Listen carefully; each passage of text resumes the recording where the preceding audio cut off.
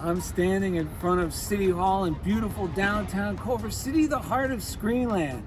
And this temporary public art installation is titled Culver Current, and it's going to remain here throughout the year 2020. Personally, I think it's very similar to Superman, which coincidentally, the TV series was actually filmed on a studio lot less than a mile away from here in Culver City.